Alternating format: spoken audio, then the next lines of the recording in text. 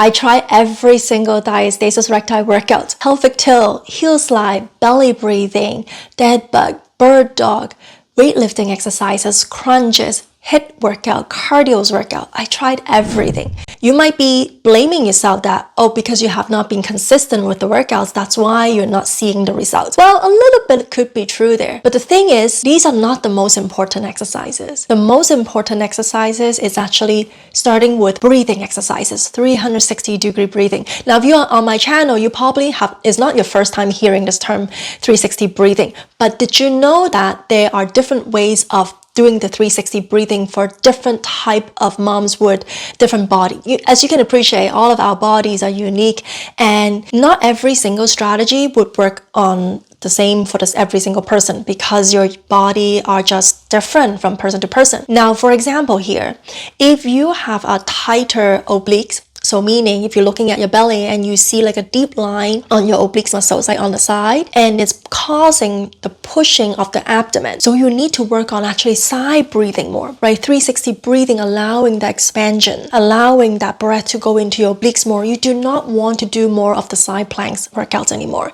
because the more you do the side plank workouts, the more you're going to work on the obliques, pushing the rectus abdominal muscles to go out more, causing that belly to bulge out more, right? Now, if you have a high hinge point, instead of having a neutral curve that is down here, but your curve is up here, pushing this out and causing your ribs to flare out. When you lie on the ground to do an exercise, it's so easy for you to arch your back up. Let's say if you're doing a dead bug exercise, you're lifting the leg and the arms up, you are easily arching your back up, pushing your back up, and then you're able to slide your fingers underneath your back.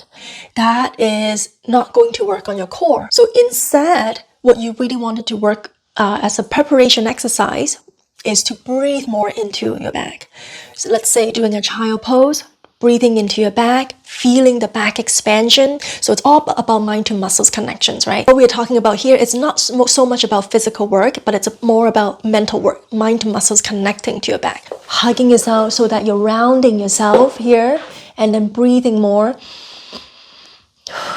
into your back. So can you feel the expansion? If I'm putting my fingers here, can I feel the expansion? Feel the back is expanding onto my fingers here. So another example would be a tight pelvic floor. Let's say you went to the doctor or the physio and they say you have a tighter pelvic floor down there. So instead of being afraid to breathe into your pelvic floor, thinking because maybe you're leaking and you don't want it to aggravate, you actually wanted to be more mindful to be breathing into the tight muscles, because the tight muscles doesn't want it to be tightened. So if you wanted to heal your diastasis and you're doing bird dog crunches, right, you need to engage your core. But if you were to engage your core, you need to, right, engage and draw in the pelvic floor, the lower abdomen. But if you're doing more without breathing more into your pelvic floor muscles first, to relax the muscles first, then it's only going to get tighter. So you actually need to use the 360 breath to send more breath down there intentionally, but slowly and mindfully, and so that you can actually lengthen and relax the muscles down there so that it becomes not so tight anymore and actually back to normal. So a lot of my clients, they come to my program, they have a tighter pelvic floor, and so we work on the tight muscles down there first before we actually work on the core side of things. Because I know if we were just jump right into the core exercises, it's only not gonna do too much for them, right? It's not gonna make progress, or could make the pelvic floor worse. Now, one last example I wanted to show you is a belly breather. So if you are breathing in and you're seeing that your belly just ballooned out,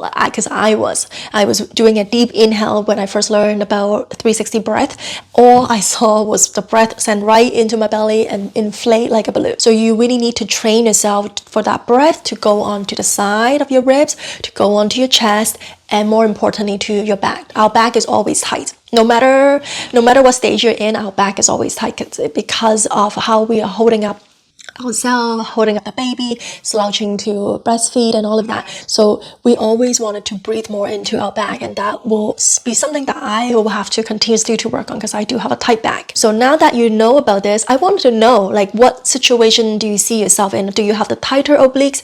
Are you a belly breather? Do you have a tight pelvic floor? Or do you have a high hinge point on your back? Or maybe you have a combination of some of those or all of those? I want you to comment down below here, and I will share my feedback and also maybe some of the next steps that you can go from there. Thank you so much for tuning in, and talk to you soon. Bye.